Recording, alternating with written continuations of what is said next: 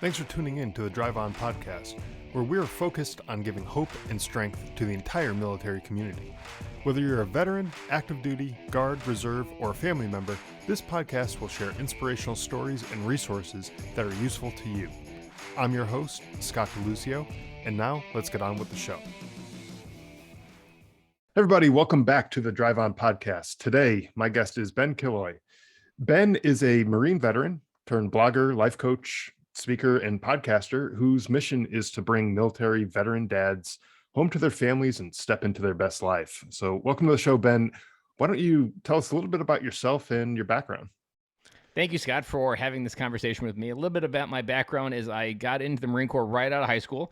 I would have been voted least likely to join the Marine Corps, and I was a stone throw away from going into the Air Force. And in those times where I was going to the Air Force, my idea was all I wanted was computers. And so the Air Force is very computerized. I was not looking to shoot things up. I was not looking for any of the military-esque things that people join for. I was literally looking for computer education. And so I was all in on Air Force. And then the day that changed my life was a church picnic in August of 2002. And the Marine recruiter had a bouncy house. And at this picnic, my mom wanted to make sure that I was exploring all my options because she thinks I was making an irrational decision. Why she thought talking to the Marine was a good idea because it's the complete opposite of safety from the Air Force. But she did. And next thing you know, I quickly find out the Marine Corps has all the jobs that the Air Force does. I'm talking to him on Tuesday of the next week. And 2 weeks later, I'm raising my right hand for the Marine Corps. And that became my defining moment. I served 4 years in the Marine Corps. I served my time in Okinawa. I never saw time in Iraq or Afghanistan. Got out in 2007. Got stuck on the standard one-lane American dream that they assign you on the other side of transition. Get a job, start a family, get a house, get your debt in order. And all these things supposed to line up. And it all kind of came crashing down in 2014 when I quit college. I dropped out and said, this isn't working. And then from that moment, all the grass dried up because they literally tell you, you get this piece of paper, world is supposed to be easier. The world is supposed to get better. You're supposed to feel better about yourself. Well, I just killed this one tool that was supposed to do that. And it was that tool that I was missing that I really had to start asking better questions. And it was in the spring of that year that I found a real love of leadership, which I had in the Marine Corps. But as many people in the military transition out, they realize they don't trust you to run the copier, so you kind of turn off your leadership traits. And then once I realized these are in here, I was like, I need to figure out how to turn these back on. I need to figure out what I can do. And that kind of sparked this journey of learning leadership, but then also getting it wrong that leadership isn't about influencing people. It's about first influencing yourself. And that still took about another 5 years to really figure out that true lesson. And then in 2018, I had the courage to start my own podcast, Military Veteran Dad, with this idea that I think I'm wrong about where I can't go, and I'm going to try to prove myself wrong. Because honestly, the thought in my head when I started my podcast was, guys like me don't do podcasts. And I had to be like, you know what, maybe I'm wrong. And so I let the downloads kind of speak for that. And now almost 3 years later, I'm still going, and now I have a second podcast on the same topic of fatherhood, but more speaking from the same ideas and issues what military dads suffer, but realizing that this is a pandemic before we had a pandemic, and that many dads struggle from the same BS stories in our head that prevent us from fully coming home emotionally and just being physical within our homes and not being someone that's influencing our kids, leading our kids, shepherding our kids through their emotions, and we just become this person that feels only valuable when we're working. I mean, there's a lot to unpack there. And so we're going to... You can pick anywhere in the timeline. I set you up perfect. You can go shopping anywhere you want.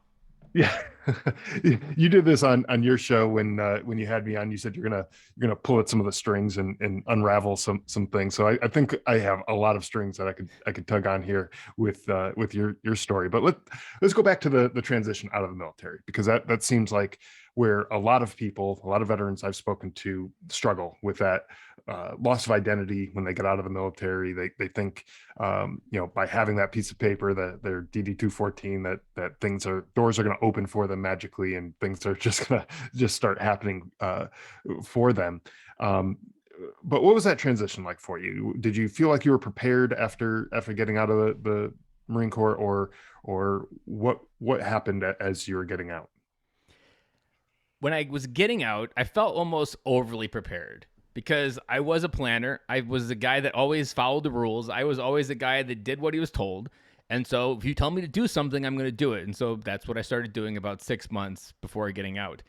And I was only unemployed for about 2 weeks. I had a job fairly quickly on the other side. And for me, the process was this is what you need to do. And so I started doing it. But there was never any advice or thoughts related to first pause, survey the landscape, and figure out what life looks like right now. It was about you need to keep moving. You need to keep finding a place to go to work. And it was just this default regurgitated transition advice that you need a career, you need to find all these different things, and here's the process to find them. Except these are all the same things that everybody else has. And the bigger problem with that is every veteran is different. And none of the process actually highlights our uniqueness to find where we might be different and figure out how we can fit into the world differently. So, like, for me, I had what I consider an easy transition. I didn't have a hard time getting a job. I had a good job right on the other side. It was a salary position right away. I had an apartment within the first 2 months of getting out. I was already moved out of my parents' house. And I was like, man, I'm just ready to live life. I got this. I'm starting to date. I'm starting to do all these things that the check boxes said you're supposed to have. But really, I was just an empty shell on the inside following this path that everybody else told me I needed to do. And there wasn't any reflection figuring out, like, let's pause for a second and figure out who I am and actually figure out where I could go.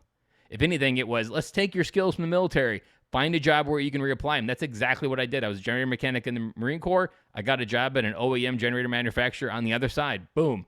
That course followed me 10 years right up until the point of dropping out. And even to the point I was dropping out of an electrical engineering program. I was like, I love electricity. I like what I do. Let's just get a degree in it. Well, that process taught me just because you love it does make you good at it. And the math was always something I struggled with.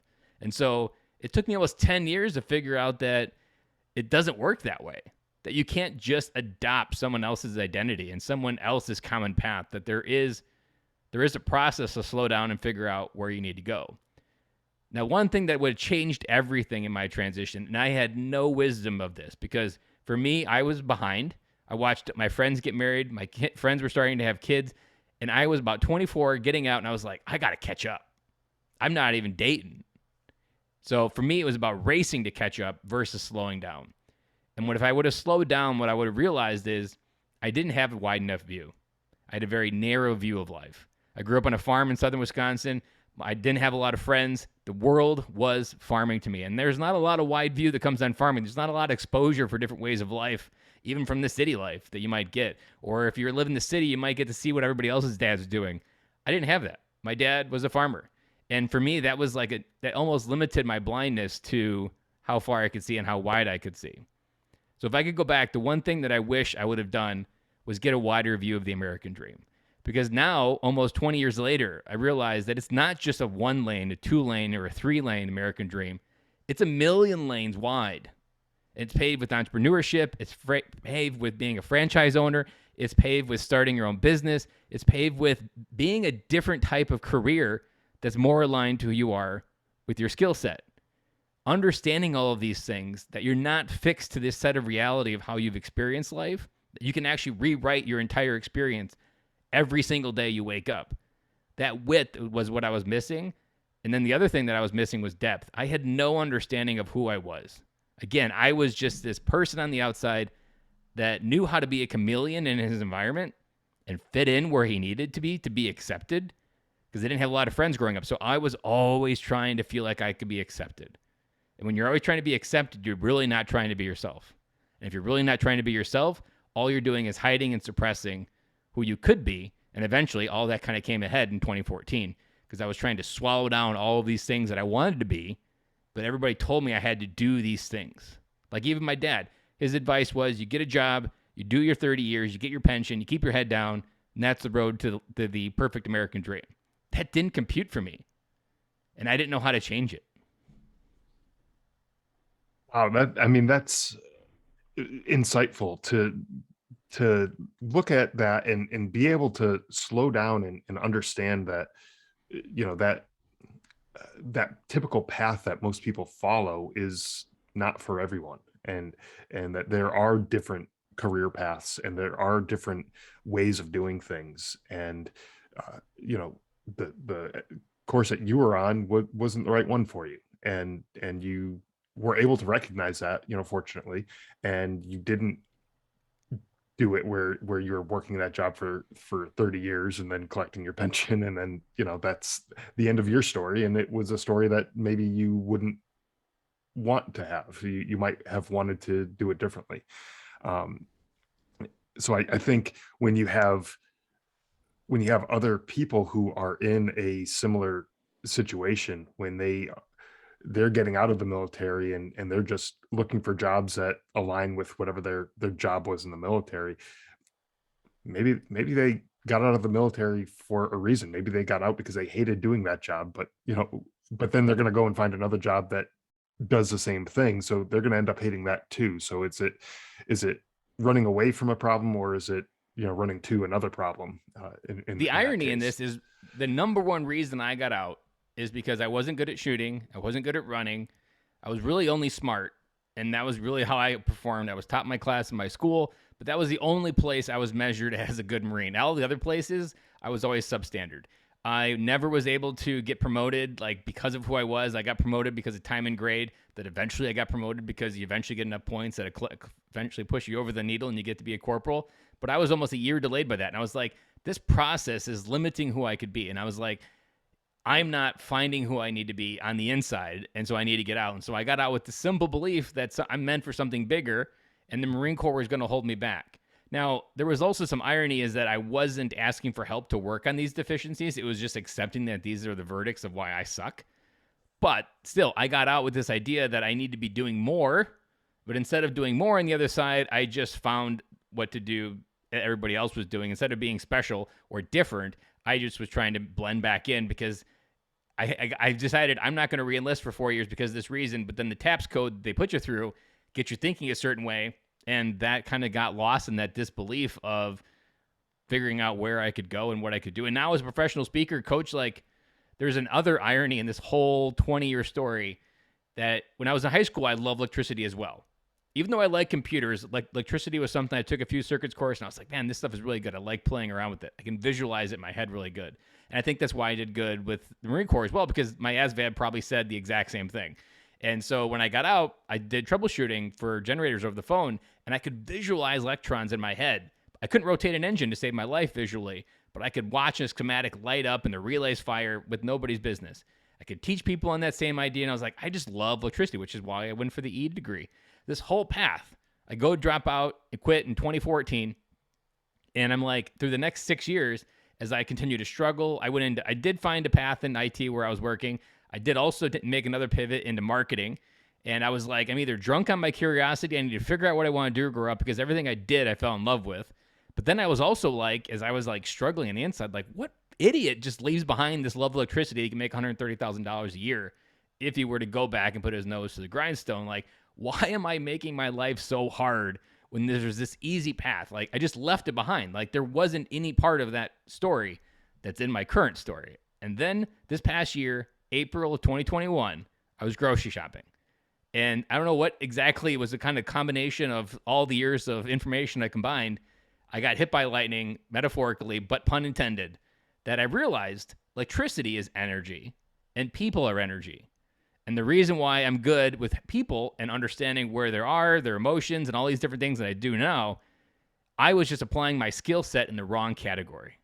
That because the one lane road told me if you like electricity, you should work with electricity. But me, I didn't understand that there was other areas of energy and people are energy and there's stuck energy inside of us and troubleshooting where that energy gets stuck. I can visualize that energy just as good as I can an electron and a diode. And so for me, 20 years it took to figure out that my life purpose really wasn't aligned towards electrical engineering. And I never left anything behind. I was just actually plugging my natural gift into a more common area that has me making a bigger impact that actually fuels me up even more than sitting behind a cube troubleshooting people's generators.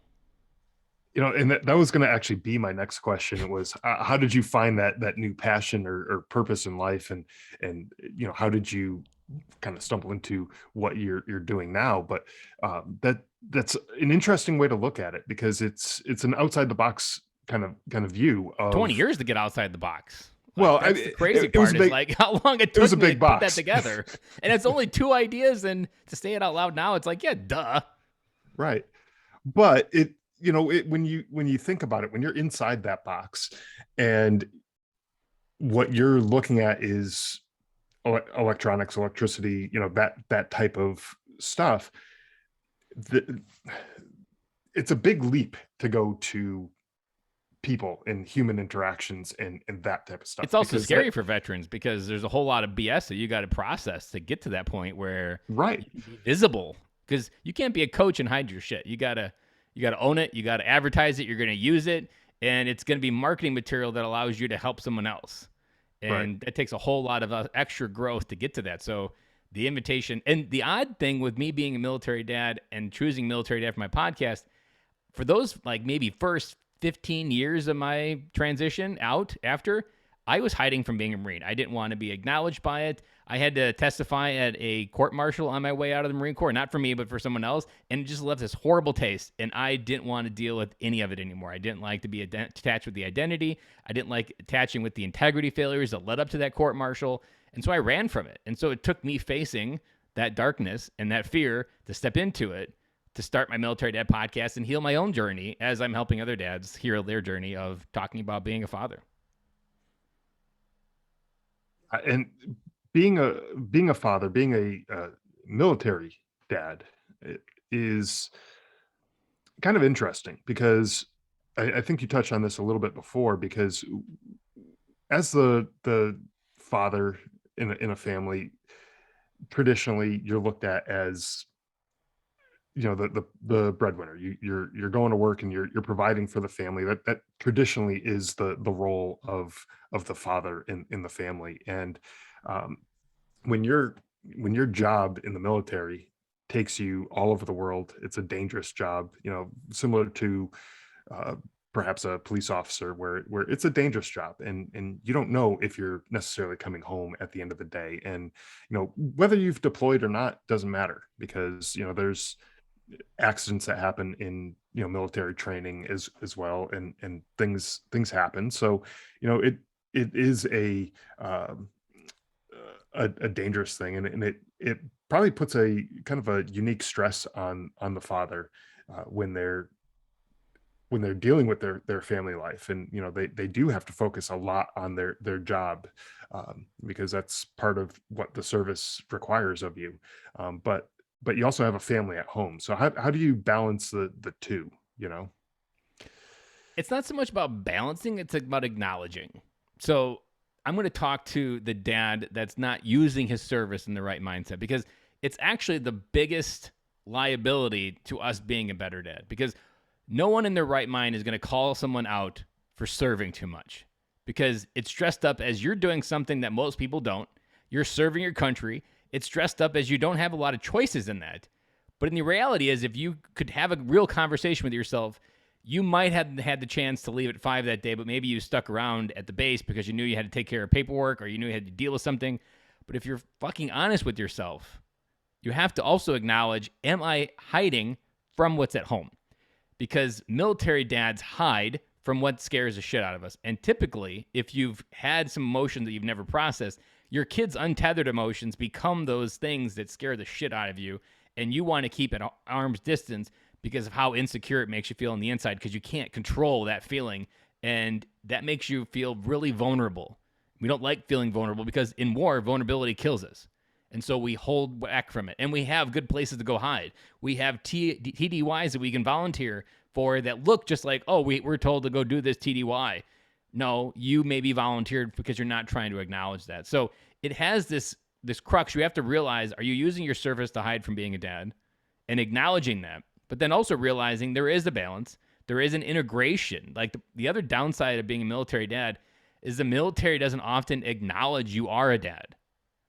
In the Marine Corps, there's a joke that if they wanted you to have a family, they would have issued you one. And it's that mindset right there that doesn't let you be a dad when you're at work or deal with an emotional issue that you had at home with your other brothers at work, like that are also dads. But because we don't have this safe place to acknowledge it, it just becomes something we hide from. And then work becomes this place where we don't have to be dad, and that just kind of feels nice. And that feeling nice can be the drug that allows you to hide from a PTSD, hide from an emotional stress, hide from a marriage issue, hide from a kid issue or a conversation with a teenager that is maybe rebelling and you're just like letting your wife take care of it. That's not how it fucking works. Your family is looking for your leadership. Your kids are looking for you to help lead them in their life, not as this person that's going to go in there and drill instructor through their emotions. They need someone that's going to remind them who they are, reflect back the best parts, and ground them when they're feeling insecure, not you. But you can't do that if you feel insecure. This is why all the things of going through therapy, going to counseling, all the things of acknowledging your PTSD if you have it, it is so important and crucial because you can't calm down a screaming child if you are not calm yourself. You cannot grow up through some childhood trauma, which may be the reason you joined the Marine Corps or the military branch. Maybe you joined to run from something yourself and you're still running from that. You can't take care of what's in front of you if you haven't taken care of what's on the inside. And the reason why I love military dads, the reason why it was my first podcast on fatherhood, is because we've lived rich lives. Not in the money, but within stories and depth. We have a view of the world that nobody else has. We've seen pain, war, and hardships in a way that no one else has and can. We've seen poverty in the exact same way. If we can come home and be dad, we have the ability to gift that depth to our kids. A kid who understands that view of the world better than anyone else will have the courage and belief to understand how they can actually go into the world to make it a better place. And as a dad, that is my invitation to every military dad listening to this, that you've lived a rich life and your objective is to help your kids understand that richness through understanding your own story. And that process requires you to come home, be calm, lead them through their storms, just like people have led you through your storms. And your ability to lead them will change the world, because if you can help your kids grow into someone that understands who they are, has the courage to go out there and the courage and hope to go out there and influence it, and that's what we need in this world. And military dads are perfectly designed to be able to do this. We know how to get along with people we don't like. We know how to get along with people of different ethnic groups. We know how to get along with people all across the country that lived different kinds of lives. Those are skill sets we need tenfold and in spades in 2021.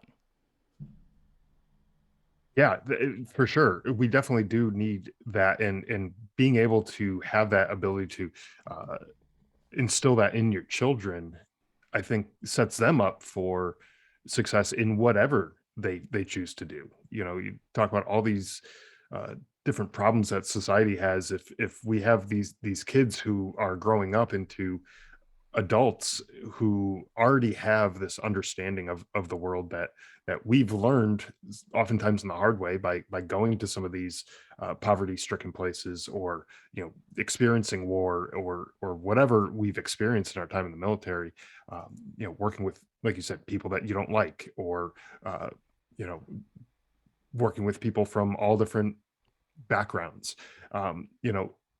If we can have kids who grow up and are able to uh, kind of step into that role, because that's their mindset too, is that they're able to work with these people too. That just gives them a step up in life. There's another story within this that I want to share from my own kind of dealings with all this, that for my daughter, she's 9 years old, and she's talked about all these different things. Having a conversation with my daughter, we talk about her emotions. She's 9 years old, so we talk about all the different things that go on in her life through school, and we do it at bedtime talk, is what we call it. And she can bring anything to me, and we talk about anything, literally anything going on, and it's all like 9-year-old problems. But here's a lesson that I can tell you that military dads still suck at, and there's 50-year-old dads out there that still suck at this, is there's a QR code in their school that says if you scan this QR code with your iPad, you can pull up a Google form and schedule an appointment with the school counselor. My daughter did that all on her own. She came home one day and said, I scanned this QR code and booked an appointment because I got this problem in the playground of how to talk to a few friends, and I don't have the solutions, and I'm going to see if she can help me. And I was like, whoa, you just did something at 9 that 50-year-olds don't yet understand. That imagine a QR code in some type of unit in the military that said, scan this to book an appointment with an on-base counselor. Nobody would scan that thing. But here's a 9-year-old who has the courage, who understands that I don't have all the solutions. Letting go of my emotions actually feels better, and bringing them out allows someone else to help me reframe them to get better perspective of how to get through them. That 9-year-old just taught everybody a lesson on how to deal with emotional intelligence on the inside and interacting with the world. And that came from me just showing up and being more me and present in those moments and help guiding her through her emotions. I calmed down so that I could teach her to calm down and grow through these things. And I was so proud. And now we've used it a couple times. She's had more playground problems. And I was like, these aren't my area. But this woman deals with these things every day. Let's keep using her as a resource. And you'll be able to build this rapport of having a problem, bring it to someone, and getting a solution that actually works. I mean, at 9 years old, she just created the solution that every military dad needs to go through, but doesn't have the courage. So if she can do it at 9, every dad out there can do it at whatever age you're listening to this episode. Yeah, I mean, when I was 28 getting back from Afghanistan, uh, I did the exact opposite of what your daughter did. Your 9-year-old daughter, had more uh, courage and more ability to handle the problems than I did at 28 years old. I was a And she grown was man. so happy to come home and tell me about it that day, of And that's like the amazing. success of it. And I was just like, I'm out. Mic drop. This. I'm Yeah, just gonna see where this goes because I think if I'm done and I die next year, there's some good base programming that's gonna take you a long way into this world because you just know something that someone else doesn't 30 years in the future. right. Exactly. And it took me in an embarrassing long time to be able to figure that out on my own. And but I think part of it is just how we're programmed in the military. Suck it up, be a man, Mm-hmm. deal with it. And you bottle that stuff up, and it's not good. It's not healthy to keep that stuff bottled up when you could talk about it. And sometimes literally it seems so simple, but literally just talking about something could make it feel so much better. I'll put a cherry on top. The other day she came down for lunch and she's like, "Dad, I really appreciate you just letting me say these things, get out of my head because I have a lot more room to be happy." And I was just like, boom. Another lesson that most people still suck at Yeah, is making space for the good things in your life instead of holding on to the things that have no service to your life going forward. That the thought staying in your head is just taking up RAM. And the more things you hold in, the less RAM you have to experience life. And if you feel like life is overwhelming you right now and every day you're just like on edge of anxiety, that's not because you're fucking not figuring it out. That's because your RAM's fucking filled with all this other shit that you haven't dealt with. And there was another conversation we just had last night. It was a little bit sad, but she was talking about all these kids in the playground that are often mean or like just not like maybe connecting or just doing mean things to each other. Because on fourth grade, like the mean level can really get into a whole new world. Their emotional intelligence is a little bit higher. They can see the world, they can influence, and they realize how their words could actually hurt someone. And she's like, when I see other kids that maybe not making the right choice, is that because they don't have dad sitting down with them every night to talk about things? And I was just like, ugh, there's a chance maybe. That doesn't mean that they're not trying. But she already had the awareness of like why she has this ability to do it is because we sit down and talk about it. So no matter how long I'm on this earth, she's always going to have at least 5 years of the memories of bedtime talk to sit down and remember like this is what dad would do. I'll just keep doing it because it's what worked early on. that, and that's an amazing thing that she'll be able to take with her growing up. And if she's fortunate enough to have a family of her own, hopefully she passes that tradition on. And that's something that I mean, that you know literally could change the world by this little girl understanding a gift of conversation. Right. Exactly. And so, not only will she be able to do that with her own children in the future, with her spouse or, whatever, but other people in her life too. Just, if she Yeah. becomes a manager, a boss or something like that, you're going to have people who work for you, and maybe it's just, Because she dealt with her scheduling. own shit, she'll be able to help people through their own shit. Like Exactly. this Yeah. isn't meant to be some like generational trauma that's passed on like an inheritance. This is something to be meant to be. Like I'm a big believer that the things that happen to us aren't just happening to us or happening for us. And there's a proverb 13:4 that speaks to loosely translated. It takes a lot of shit to make good soil, and great soil bears great fruit. So if you want a richer life, you need to put more fertilizer on it. And the shit in your life, no matter what it is, no matter how dark it may be, that will be the fertilizer if you work it into the soil. And what grows from your soil will change the world. And the shade from a tree that grows in that soil could be the shade that someone needs that's just been in the sun for far too long. And you are that capacity to do that because the soil that grew from that created something that was amazing that allowed other people to just feel a break. That's a great way to look at it. I think another way to kind of think of that is that anytime you failed at anything, uh, any point in your life, it kind of makes you stronger. Even um, you know, I think we might have even used this example on the podcast episode that we recorded for years. But when a kid is learning how to ride a bike, they fall off when they first start learning, and they learn what not to do because that hurts when you fall off the bike. And so all those failures, little or big failures throughout your life, will make you better, if you let them. If you fall off the bike and then you're afraid of the bike and you never get back on, then you're letting that failure uh, overwhelm you, and you're not going to succeed. But by getting back on the bike and learning, okay, well, don't do that thing that I did last time, and do something different, you get better at it. And I think that's the same with a lot of things in life, where you can learn from those things, and they will make a better outcome, just like the fruit that you were talking about. You put all that shit in the ground, and you're going to have a much better tree that grows out of it. Yeah, my garden this year actually sucked. For being a farmer, I was horrible. My wife gave me shit for it every single day that our garden didn't grow. You better be damned if I didn't put a big pile of shit on my garden this fall to enrich it for the next spring, and to make sure that I get some big sized tomatoes and good cucumbers and zucchini, because this year was atrocious. Everything, like, we had some cherry tomatoes, and that was about the only success this fucking garden had. And the bush maybe grew like a foot high, so it wasn't even something you'd take a picture of to write home about. So these lessons are applying in real life. And this idea that's really come to the surface over the when I think of all the different things that my life was trying to teach me. Someone recently came into my life, and they were looking at all the different things that I did, and they were like, "Ben, you just don't fucking quit." And it hit me like, you know what? I don't fucking quit. But man, have I come close. I probably quit at least 3 times a week, but have to dig back in and keep going. And just this fall, there were moments where I'm like, I'm out. I'm done. I'm done with this shit. I can't do it anymore. It's overwhelming. I can't figure it out. Literally within like 48 hours, something happened, and poof, it was all okay again.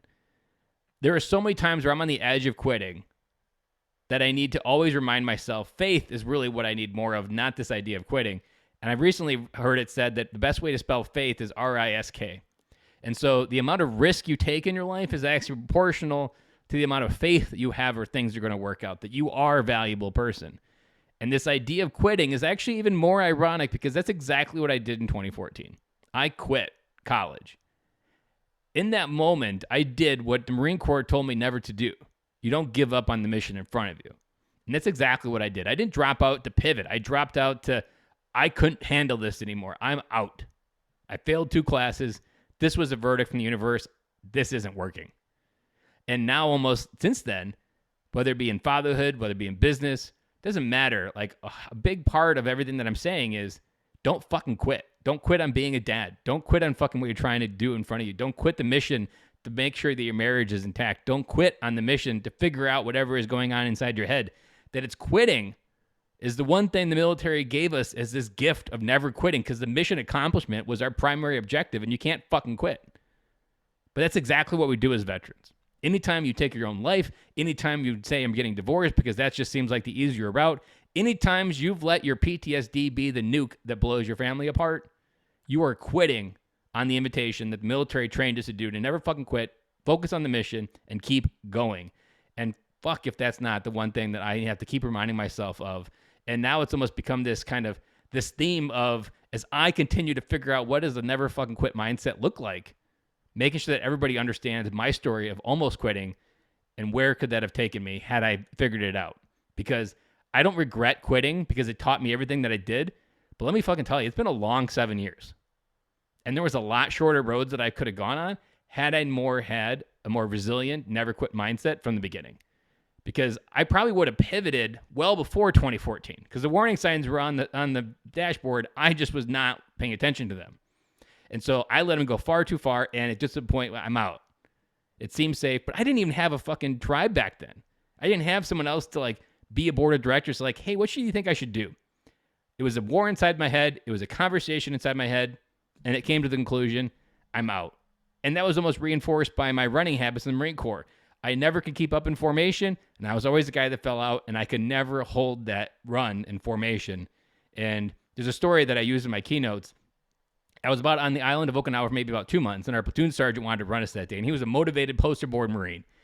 And we're about halfway through the run, so about maybe 3 miles around base, and I'm dropping out, and he just yells at the top of his lungs, "Are you weak, Killoy?" Trying to motivate me, get me excited. Instinctively, I say, "Yes, sir," and just kind of cemented this quitting mindset. Yes, I am fucking weak, and I can't keep up, and I'm just out.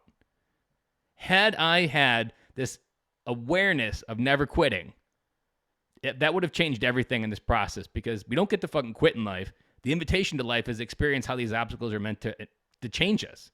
Like The Obstacles Away by Ryan Holiday is a great idea within this. The obstacles that you suck at right now and you're going through, those are the best, most richest roads you can travel. They may suck when you're on them, but those are the roads that are going to take you to the places that are far beyond where you think you can go. They will. And I think that is an important mindset to have, because the people, like you said, the people who get a divorce because it's easier than putting in the work to make that marriage work, or quit school or a job or whatever, because it's easier than making that work. It The easy stuff doesn't necessarily produce the stuff that you're going to be proud of. At the end of your life, you're not going to look back and be like, you know what, I'm glad I made that easy decision. But you might look back and say, you know what, I'm glad I did that hard thing, because look what it produced. I put that work in on my marriage when we were struggling, we're having some troubles, and look at the good life that we ended up with, after putting in that work and doing the hard thing. And when you're in the shit, it doesn't feel like there's a way through. But just like in boot camp, there was a mindset that I had back then before I even knew what mindset thinking was. It was, if we're getting PT'd in the sandpit right now, there was a mindset I always tell myself, if I can get through 15 minutes of this, we'll be eating breakfast. Yeah. Like the shit doesn't last. We learned it in boot camp. It eventually ended. We eventually graduated. Eventually ended. You eventually got treated like an adult again. Only to become a private and then get treated like a private again. But we still had this process, and eventually you get promoted where you don't get treated like a private anymore. It doesn't last forever. And even fatherhood doesn't last forever. That's why it's so important to deal with your shit now. Because these years you don't get back. There's a reason why I became a stay-at-home dad for 18 months. Because when I'm 50, I'm never going to regret that I slowed my life down to the point to intentionally get connected with my kids and get through them this past 18 months of Corona. Now all the kids are in school, but man, those 18 months were hell, and Groundhog's Day on acid every single fucking day. But I'll never regret that. I'll never even remember the pain. I'm only going to remember the really great field trips that I did with the kids, sledding, going to apple orchards, going to the park, going to ride bikes. Like, those are the only things I'm going to remember 20 years in the future. I'm not going to remember the shit I walked through to get there. I'm just going to remember, like, fuck, I'm really glad I did that. Yeah, you will. And I'm sure your kids will remember that as well. And they'll have good memories of the time that dad was around. And I hopefully remember that within Corona, that they think of it like that this was the year that dad came home. Like, they don't think about it about masks when their kids ask about it. Like, what do you remember about Corona when the kids ask my kids? Right. They're going to be like, this was the year that dad lost his job, and this is the year that dad came home. That we actually got to know dad on a much deeper level, and he got to know us on a much deeper level as well. Well, with that, let's tell us about your podcasts, both of them, and your coaching, the things that you do. And I want to make sure you have an opportunity to promote yourself and talk about what you do as well here. So the Military Dad podcast, there's over 235 different episodes out there. I've done solo shows for the last almost 2 years. So there's solo shows and interview content. MilitaryVeteranDad.com is where all of that information can be found. If you're a non-military dad listening to this because you just like the content that Scott puts out, also check out The Business of Fatherhood, because what I've learned within the military dad is, like I said in the beginning, this shit that we suffer as military dads, it's the same stuff that a lot of regular-minded dads suffer from. We just call it different things, and we dress it up with different language, and we swear a little bit less when we're talking about it. That idea is what I spoke with The Business of Fatherhood. So with there, I was like, there's busy dads that don't have the time to really get in touch with a lot of this information to come home, to traverse that physical transformation of walking through the door and emotionally come home. So I started the daily podcast, The Business of Fatherhood. So it's 5 days a week, short 5-minute episodes, drop in my best advice over my 7-year journey of things that I had to learn the hard way. and giving you on a daily basis of this is what would have changed everything. So the Business of Fatherhood is my second podcast. My coaching essentially takes this entire lesson of what I've come through and trying to create an operating system of how to get through it. So I take my 8 years of kind of transitioning through all this and compact it down into 8 weeks. And in those 8 weeks, I help take you through all the weeks. Each week has a theme. And it's a theme that would have changed everything if it would have been applied in this order. And those results essentially lead to this idea that there's dads out there that desire more. There's a military dad listening to this right now that has a deeper desire on the inside to have a richer life, but is scared to death of trying to live it. That desire for more is the best coach or the best candidate that I can talk to, because it's a dad who desires more that I help light their soul on fire so that they can start living intentionally. That is the most important part, that there's this rich part that's almost like that piece, like often I think of it as a powder keg of potential, and they're just trying to find the fuse. Well, I help find that fuse, we light it, and your entire life becomes something that becomes richer every day.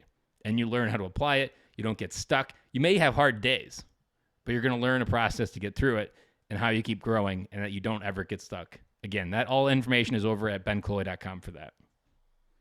And I will have links to all of that in the show notes. So anyone who's looking to get in touch with Ben and either listen to either of his podcasts or get involved with some of his coaching. And I like how you equated that to an operating system, going back to your technical roots, and making that.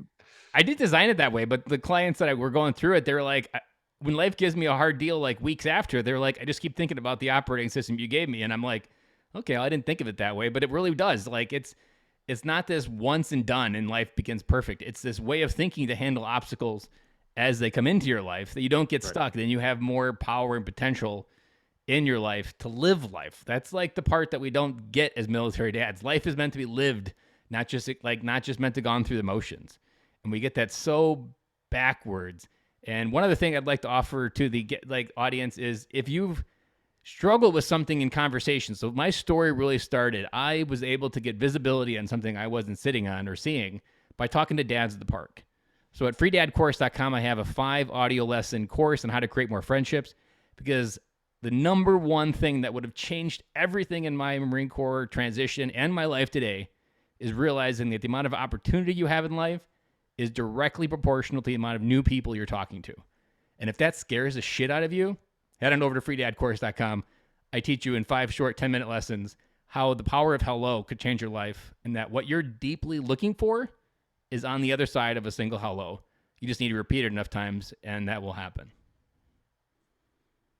Well, that's a great resource to have. I think that's definitely something that guys especially have trouble with. There's a reason why SNL created Man Park as a commercial. I don't know if you've seen that or not, but they did a synopsis where their wives bring the men to this common area of the park where the men can play together, like a kid's park or a dog park, but they call it Man Park. Right. Well, and you know what? I think, guys especially need something like that, where, and I know that's a joke and everything, but there's a lot of it's truth hard. in it. It's hard for guys to just walk up to each other, and women seem to have an easier time. Like my wife goes to the park with the kids, and she comes back with like 3 new friends, and I'm like, that just blows my mind. I don't even know how that happens. Like I go to the 3 park, new friends, but I can probably get within 50% of my park visits a new friend. It's a joke. I come home like, hey, I got a new dad's number today. Like, if you want to talk about the front lines of being a military dad, you've won when you can go up and ask another dad for a cell phone number. Right. Because that feels so weird, backwards, out of place, but that's exactly what you need to do if you want to start changing your life. It is a hard thing to do. It's tricky. Guys are not comfortable doing that a lot of times, and why, I don't know. It just is for some reason. But if you can get through that and push through and actually make those connections, I mean, I think that's just going to make things better, right? And the most important part for military dads, those friends, those conversations, those hellos, they're the reflective surface for the value in your life that you can't see. That's what other people did for me. That's why I'm here today. That's why I stepped into this work, because they reflected back something that I couldn't see. And you can't see everything you need to see on your own, and you're most likely walking around with beer goggles on And friendships don't have beer goggles. They see you for who you are, not where you think you've been or what And you've they'll seen call with you your out. own eyes. And it's that reflection that allow you to believe something new and then step into it and then start living it. Well, this has been a great episode. Great advice from you, Ben. It really has been a pleasure speaking with you, and I really do enjoy this. So, again, for anyone who's listening, uh, freedadcourse.com, benkilloy.com, militaryveterandad.com. We will have links to all that in the show notes, and you can find social media links on all those sites, and find where to find Ben, and get in touch with him to learn more about him, and listen to his podcast as well. So yeah, again, Ben, thank you for joining me. It's been a great conversation. I really appreciate you taking the time to come on the show. I appreciate you, Scott, and I'm looking forward to having this episode out there and impacting fathers as well. Thanks for listening to the Drive On Podcast. If you want to check out more episodes or learn more about the show, you can visit our website, driveonpodcast.com. We're also on Instagram, Facebook, Twitter, LinkedIn, and YouTube at Drive On Podcast.